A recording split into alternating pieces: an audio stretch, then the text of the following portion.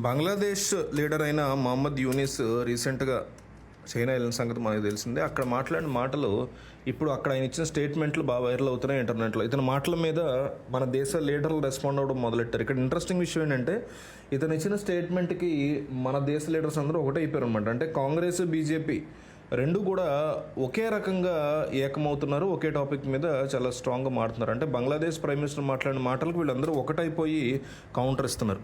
ఇంతకీ మహమ్మద్ యూనిస్ ఏం మాట్లాడాడు, ఏంటి అతని ఇంటెన్షన్ ఏంటనేది మనం ఒకసారి అబ్జర్వ్ చేయాలి. కొంతమంది మీడియా అండ్ డిప్లొమాట్స్తో చైనాలో మాట్లాడుతూ, మీరు ఇండియాకి చెందినటువంటి నార్త్ ఈస్ట్ స్టేట్స్ అయిన 7 సిస్టర్స్ ఆఫ్ ఇండియాని చూస్తే ఈ రాష్ట్రాలకి సముద్రం యొక్క యాక్సెస్ లేదు. ఇది ఒక ల్యాండ్ లాక్డ్ రీజియన్. ఈ ప్రాంతంలో Bangladesh is the real guardian of the sea అంటూ తనను తను గొప్పగా చెప్పుకున్నాడు. చైనాని తమ దేశంలోకి రావాల్సిందిగా ఇన్వైట్ చేస్తున్నాడు చాలా ఓపెన్గా. ఇతను ఇక్కడ తమ దేశంలోకి చైనా ఇన్వెస్టర్లు తేవడానికి ప్రయత్నం చేస్తున్నట్టు క్లియర్గా అర్థమవుతుంది. అయితే బంగ్లాదేశ్లోకి పెట్టుబడులు రావడానికి మహమ్మద్ యూనిస్ ఇండియన్ రీజియన్స్ని తక్కువ చేసి ఎందుకు మాట్లాడాలి? మన నార్త్ ఇండియన్ స్టేట్కి సముద్రం యాక్సెస్ లేదు అని చెప్పాల్సిన అవసరం ఏంటి? ఇతని మైండ్లో ఇండియా మీద నెగిటివిటీ స్పష్టంగా ఉంది. అది ఎప్పటి నుంచో ప్రూవ్ అయింది. ఇండియాని నాశనం చేయాలన్నటువంటి థాట్స్ ఇతనిలో కనిపిస్తున్నాయి. ఇతనికి ఆల్రెడీ తెలుసు చైనా మరి నార్త్ ఈస్ట్ స్టేట్ అయినటువంటి అరుణాచల్ ప్రదేశ్ని ఎప్పటి నుంచో కొంత భాగం చైనా క్లెయిమ్ చేస్తూ వస్తుంది. అలాగే మన నార్త్ ఈస్ట్ రాష్ట్రాల మీద చైనా ఎప్పటి నుంచో కన్నేస్తుంది. ఇది కూడా చాలాసార్లు ప్రూవ్ అయింది. ఎప్పటికైనా వాటిని ఆక్యుపై చేయాలని చైనా చూస్తుంది.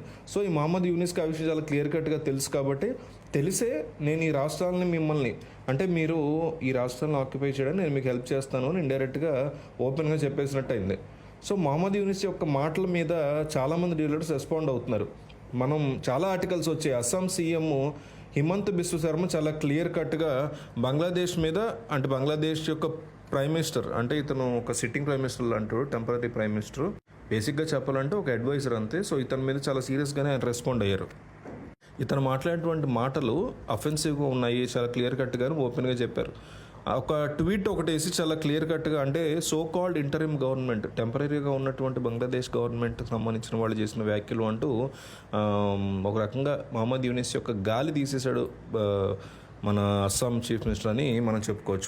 ముందుగా మన చికెన్ నెక్ ప్రాంతం అంటారు కదా, సిలిగూరు కారిడార్ అంటారు. ఈ ప్రాంతాన్ని మనం చాలా జాగ్రత్తగా డెవలప్ చేయాల్సినటువంటి అవసరం ఉందని కూడా ఆయన అంటున్నారు. అది నిజమే అనిపిస్తుంది నాకు కూడా.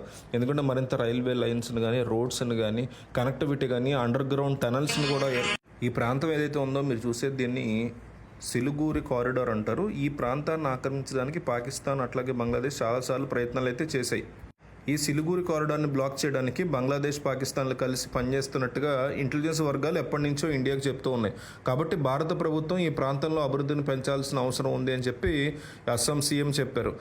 మన దేశంలోని ఒక రాష్ట్రానికి సంబంధించినటువంటి ముఖ్యమంత్రి బంగ్లాదేశ్ మీద ఇంత స్ట్రాంగ్గా రిప్లై ఇవ్వడం అనేది ఇదే మొదటిసారి అని చెప్పుకోవచ్చు.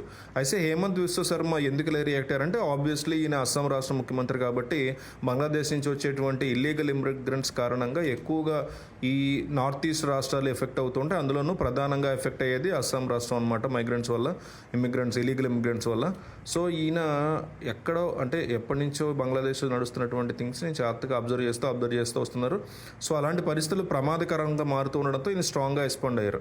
అయితే ఇక్కడ ఆశ్చర్యం కలిగించేటువంటి విషయం ఏంటంటే, జనరల్గా బీజేపీ అధికారంలో ఉంటే కాంగ్రెస్ ఎడ్డు వంటి తెడ్డం ఉంటుంది, కాంగ్రెస్ అధికారంలో ఉంటే బీజేపీ ఎడ్డు వంటి తెడ్డం ఉంటుంది. కానీ ఈ మధ్యకాలంలో ఈ పర్టికులర్ ఇష్యూ గురించి చూస్తే దీని మీద కాంగ్రెస్ పార్టీ కూడా చాలా పాజిటివ్గా రెస్పాండ్ అయ్యి బంగ్లాదేశ్ని క్రిటిసైజ్ చేసింది. మనం అంటే కాంగ్రెస్ లీడర్ మాట్లాడేటువంటి మాటలు చూస్తే బంగ్లాదేశ్ చైనాని ఇన్వైట్ చేసి ఇండియాని చుట్టుముడదామని ప్లాన్ చేస్తున్నట్టుగా ఉంది. బంగ్లాదేశ్ చూపిస్తున్నటువంటి యాటిట్యూడ్ నార్త్ ఈస్ట్ రాష్ట్రాల యొక్క సెక్యూరిటీకి ఏమాత్రం మంచిది కాదు. సెంట్రల్ గవర్నమెంట్ వెంటనే నార్త్ ఈస్ట్ రాష్ట్రాల విషయంలో జాగ్రత్తగా ఉండాలి అని కూడా చెప్తున్నారు. ఈ ఇల్లీగల్ ఇమిగ్రెంట్స్ విషయంలో కూడా రీసెంట్గా హోంమంత్రి అమిత్ షా కూడా దీని మీద చాలా స్ట్రాంగ్గానే ఆయన రెస్పాండ్ అయ్యారు పార్లమెంట్లో. దేశానికి ప్రమాదం అనిపించే ఎవరిని కూడా దేశంలోకి రానివ్వము అంటూ పార్లమెంట్లో చాలా స్ట్రాంగ్గా అమిత్ షా మెసేజ్ ఇచ్చారు. ఇక్కడ ప్రాబ్లం ఏంటంటే, మహమ్మద్ యూనిస్ ఇండియాని కావాలనే టార్గెట్ చేస్తూ తమ దేశాన్ని పవర్ఫుల్గా చూపించే ప్రయత్నం చేస్తున్నారు కూడా. ఇండియాలోని కొన్ని పర్టికులర్ రీజియన్స్ని ల్యాండ్ లాక్డ్ కంట్రీ అని చెప్పారు. అట్లాగే బంగ్లాదేశ్ని గార్డియన్స్ ఆఫ్ ఓషన్ అంటూ చెప్పుకొచ్చారు. ఇది నిజమా అంటే పొరపాటును కూడా నిజం కాదు.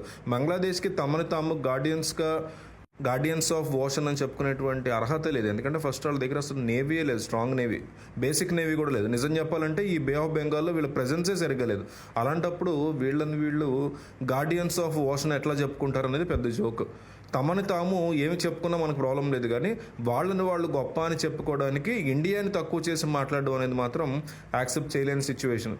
చైనాని ఇండియాని టార్గెట్ చేయడానికి ఒక అవకాశాన్ని ఇస్తున్నట్టుగా క్లియర్ కట్గా కనిపిస్తుంది.